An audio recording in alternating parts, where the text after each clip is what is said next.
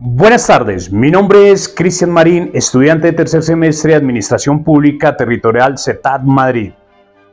El día de hoy vamos a hablar de lo público-privado en las perspectivas de Jürgen Habermas, sociólogo alemán, con un invitado muy especial, como lo es el sociólogo Lothar Klinsmann. Él es egresado de la Universidad Ludwig-Maximilian de Múnich. Nació en Berlín hace 45 años. Démosle un fuerte aplauso. Bienvenido, Lothar. Guten Morgen, my name Lothar Klinsmann. Muchas gracias por la presentación, Cristian. Y efectivamente vamos a hablar de mi colega y de mi compatriota sociólogo Jürgen Habermas. Bueno, vamos a hablar de dos puntos específicos de la perspectiva de Jürgen Habermas. La primera, aspectos estructurantes e instituciones de la esfera pública. Y el otro punto, esferas públicas múltiples. Lo público y lo privado en la perspectiva de Jürgen Habermas. Jürgen Habermas es un filósofo y sociólogo alemán nacido en 1929. Es conocido por su influyente obra en la teoría crítica y la filosofía política. Bueno, lo que tú me dices de los aspectos estructurantes e instituciones de la esfera pública, la perspectiva de Jürgen caracteriza la manera como se configuró y cambió la estructura y función de la esfera pública burguesa, desde la formación de los estados absolutos europeos, desde el siglo XVI hasta el siglo XVII, hasta el desarrollo logrado por los estados sociales de derecho en la primera mitad del siglo XX, especialmente en Inglaterra, en Francia, en Alemania y en algunas dinámicas de los Estados Unidos, en este marco que define la esfera pública como una estructura comunicacional cuyas funciones se generan y operan y cambian históricamente atendiendo a transformaciones articuladas al poder, la economía, la política, el derecho y la cultura. La esfera pública desempeña un papel crucial en una sociedad democrática y se basa en varios aspectos estructurantes e instituciones. Estos incluyen medios de comunicación. Los medios de comunicación como periódicos, televisión y en la era contemporánea las redes sociales desempeñan un papel fundamental al proporcionar información y fomentar el debate público. Sin embargo, deben ser independientes y éticos para servir como un medio eficaz de comunicación.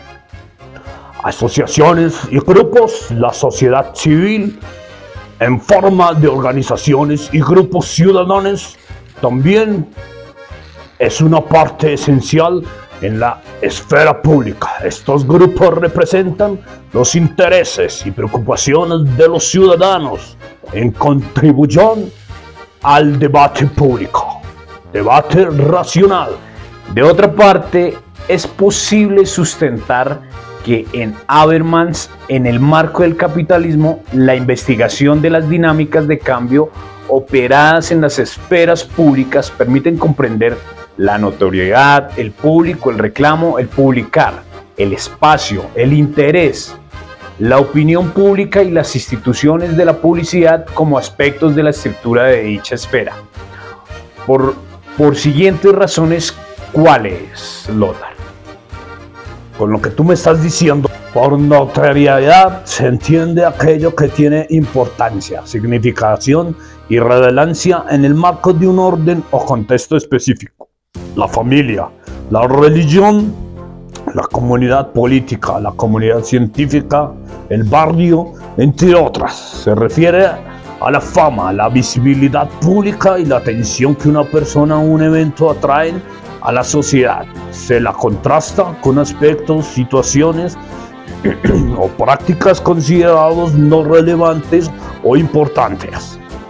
De otra parte, la notoriedad es un fenómeno que culturalmente puede tener significativos positivos y negativos. Por ejemplo, el estigma de un tipo de relación social que permite destacar, hacer visible y relevante algo que considera negativo o inaceptable. Finalmente, la notoriedad corresponde a aquello que se presenta a los públicos para que sea considerado por ellos y de singular importancia. Redes sociales, debido a sus contenidos virales, influencia en la línea y activismo en temas de relación social, problemas de interés público, asuntos y temas que generan notoriedad debido a su importancia y relevancia de la sociedad, como debates públicos, cuestiones medioambientales o problemas sociales. Los públicos. Desde la perspectiva de Jürgen, el público o los públicos son el sujeto de esfera pública y el portador de la opinión. Este concepto corresponde a varias significaciones trabajadas por Jürgen que diferentes perspectivas: el debate filosófico, el político, la comunicación, la acción jurídica, entre otros. Por ejemplo, el momento se relaciona con la reunión de personas que se autorrepresentan como parte de algo. La colectividad de lectores, la audiencia televisiva, los asistentes a un juicio, agrupan en torno y ante las cuales se escenifica, presente, argumenta, explica y compadece. El público puede ser representado. Por ejemplo, el caso de los electores de un grupo político, o representar algo ante otros. Igualmente es sujeto a cual se le atribuye postura, atributo o juicio. Afirmaciones como los oyentes están molestos o los lectores saben, permiten percibir esta naturaleza que es inherente a los públicos. Público de consumidores. Este tipo de público se forma en torno a productos o servicios específicos. Por ejemplo, sería un grupo de consumidores que comparten opiniones y experiencias sobre un nuevo producto en las redes sociales. Público de interés. Aquí el público se reúne en torno a temas o problemas también específicos. Podríamos decir que un ejemplo sería un grupo de vecinos que se reúnen para discutir la contaminación del aire en su comunidad y colaborar en soluciones para abordar problemas ambientales. Por ejemplo, también está el público político, que este público se enfoca en asuntos políticos y participa en debates y decisiones políticas. El reclamo. El reclamo hace referencia a la solicitud y exigencia, reivindicación, impugnación o aclamación frente a procederes, juicios y actitudes, situaciones y ordenaciones considerando el interés del público o los públicos. En todo caso, relacionado con la legitimidad o no de hacer o el omitir el reclamo, articula una doble dinámica. De una parte alude a un llamado orientado a otro para que traiga, coloque o responda, subsaye a este tipo de acción el imperativo de ser considerado o tomado en cuenta. Vale decir, tener notoriedad, relevancia. De otra parte, le es inherente a la exigencia al otro para que acuda o responda, y el imperativo propio a darle a conocer lo que se considera, se piensa o se es. Por ejemplo, en las protestas de derechos civiles, las protestas de movimientos del Black Lives Matter, que buscan abordar la discriminación racial y brutalidad policial, representan reclamos en la esfera pública. Los manifestantes exigen un cambio en las políticas, actitudes que afectan a las minorías étnicas. Redes sociales y desafíos. En las redes sociales vemos a menudo a individuos y grupos expresar reclamos y críticas sobre una amplia gama de temas, por ejemplo, campañas virales como #MeToo se convirtieron en un movimiento global para abordar el acoso sexual. Ahora podemos mirar también el publicar. Se entiende como el revelar o igualmente dar a conocer oralmente o por escrito aquello que necesita ser divulgado entre quienes considerarlo o acatarlo. Las publicaciones pueden estar enmarcadas en forma oficiales diversas que se relacionan con procedimientos, reglas de enunciación, formas y prácticas institucionales, tipos de publicaciones a las instituciones de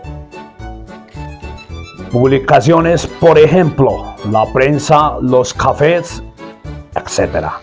Los dispositivos como la televisión, la radio, se relacionan con formas de enunciabilidad múltiples asociadas a diferentes espacios de vida como la ciencia, la religión, la familia, el Estado, entre otras. Por ejemplo, están los programas de televisión y entrevistas, los programas de entrevistas políticas en la televisión donde expertos y políticos discuten cuestiones de actualidad. Son ejemplos con los medios de comunicación pueden facilitar la esfera pública.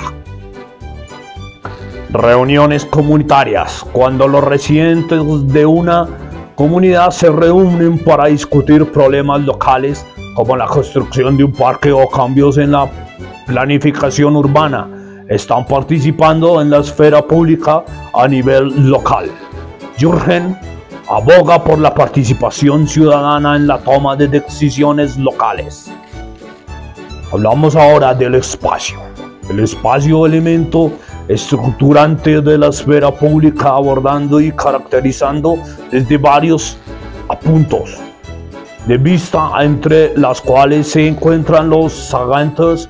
Primero, como lugar geográfico, físico, locus stand y espacio vivencial articulado a prácticas de interacción de naturaleza objetiva y subjetiva e intersubjetiva, que se disponen a entendiendo a dinámicas simbólicas e imaginarias. Segundo, como lugar de escenificación de la distancia y proximidad de propios del discernir y transitar como los otros. Por ejemplo, un debate en un café. Un ejemplo clásico es de espacio público en la vida cotidiana, en un café donde las personas se reúnen para discutir temas políticos, sociales o culturales. Un proceso de votación. La votación en elecciones es un ejemplo clave de la participación ciudadana en la toma de decisiones políticas. Los ciudadanos eligen a sus representantes, sus preferencias en cuestiones de importancia pública. Ahora vamos con un aspecto también muy importante, como lo es la opinión pública. El planteamiento original de Jürgen Habermas, la Habermasiana, en esta materia corresponde a la comparación de postura y debates de varios autores, a la delimitación e interpretación de históricas específicas. Dado a lo anterior, se la puede entender de diversas maneras, entre las cuales se destacan los siguientes como juicio ilustrado de la reflexión común, conciencia tanto en lo sentido epistémico como en lo moral, tradición y hábitos, sensor social y tribunal, actitud ciudadana de individuos o grupos sociales orientada a discernir y discutir asuntos de interés común, instancia crítica en la relación con formas de notoriedad normativa ilícita o instancia receptiva en relación con formas de notoriedad manipuladamente divulgada en otras. Y finalmente es claro que este conjunto de elementos así caracterizados no constituyen la totalidad de unidades estructurantes de esfera pública abordadas por Habermas. Sin embargo, dan lugar a un ejercicio que permite disponer de una representación más clara del fenómeno y su especificidad. De otra parte, desde la perspectiva conceptual, su importancia radica en un apuntar a la identificación de categorías que no reducen la disminución y alcance del fenómeno y ámbitos como la política, la comunicación, la economía, el derecho del urbanismo, entre otros. En otro plano, el ejercicio. Como tercero, podemos decir que la existencia de una disminución simbólica e imaginaria, a la cual corresponde la disposición de insignias, gestos, retórica, así como el autocomprensión y sucedáneas formas de autorrepresentación personal o grupal generadas de identidad y ideologización sobre la esfera pública y su función. Como cuarto, podemos decir que la presencia de una disminución normativa referida al conjunto de normas jurídicas, práctico-morales y de otra índole que se articulan en las formas de organización y requisitos sociales. ¿Qué nos puedes decir de las esferas públicas múltiples? Podemos analizar otro tema muy importante de lo que tú me decías. El segundo tema es las esferas públicas múltiples. Como una segunda perspectiva de análisis de Habermas, de Jürgen, permite colegir que en un momento histórico específico convergen varias esferas o formas de lo público. En consecuencia, no existe una esfera pública. Por ejemplo, la esfera pública representativa feudal no es inteligible sin forma cortesiano-caballeresca de público y sin lo público eclesiástico. Igualmente, en la periodo de la configuración de los estados absolutos concluyen y en momentos se implican la esfera pública del corte, una forma pública aristocrática que se sustrae de la corte, y en esfera pública literaria en el seno de la burguesía en formación.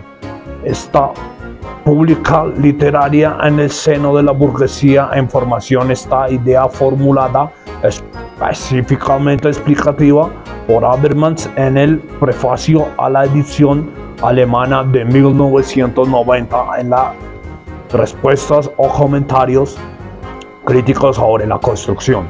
Típico ideal que él propuso para caracterizar la esfera pública burguesa. En el marco de esta discusión admite que la coexistencia de esferas públicas en competencia y en la presencia de esferas públicas dominantes relacionadas con dinámicas y estructuras comunicativas configurantes de foros en los que entran en escena esferas públicas subculturales.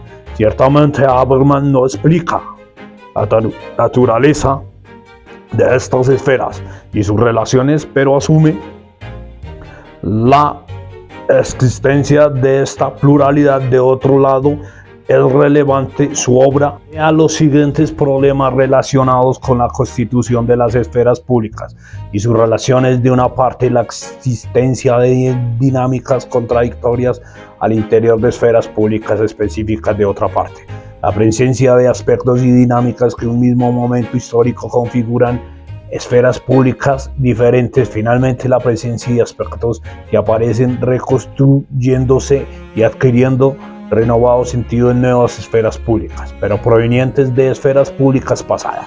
Un tercer asunto corresponde con un conjunto de problemas provenientes de la interacción entre la esfera pública y privada, las cuales permiten identificar situaciones en las que no caben interpretaciones centradas en la dicotomía pública-privada. Por ejemplo, para el siglo XVII, el ámbito público burgués, antes de devenir en esfera pública políticamente activa, correspondía a una esfera en la que personas privadas se reúnen en calidad de público. En otro caso, en los albores de formación de los estados de derecho europeos, la naciente burguesía coincide la esfera familiar y el tráfico mercantil como parte del ámbito privado. Sin embargo, en este proceso, con la privatización de la casa, se generan en su interior espacios públicos como la sala de una parte de espacios que resultan ser un trasplante de aspectos políticos y privados.